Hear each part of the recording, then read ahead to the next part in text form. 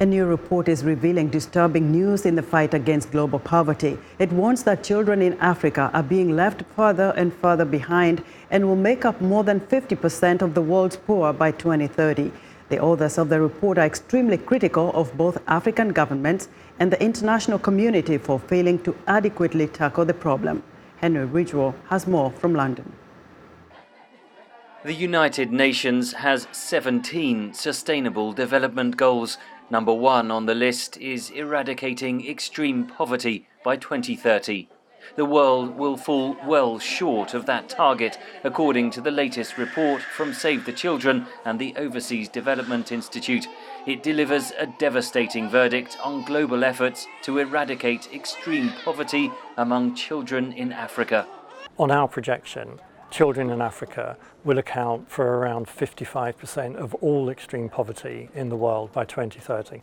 The report authors say Africa's children are being left further and further behind and predict that 87 million African children will be born into poverty each year in the 2020s.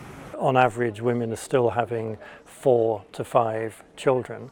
And it's the part of the world where poverty is coming down most slowly, partly because of slow growth, but also because of very high levels of inequality.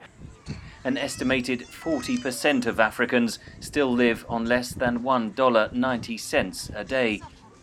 A child born into poverty faces greater risks of illiteracy, greater risks of mortality before the age of 5. They're between 2 and 3 times more likely to die before their 5th birthday. They're far less likely to escape poverty themselves, which means that they will become the transmission mechanism for poverty to another generation. The report criticises African governments for failing to develop coherent policies and also warns that the IMF, the World Bank and other donors are failing in their response. More than 150 world leaders are due to attend the United Nations Sustainable Development Summit later this month in New York and will aim to agree on an agenda for the next 15 years. Dramatic changes in approach are urgently needed, says Watkins.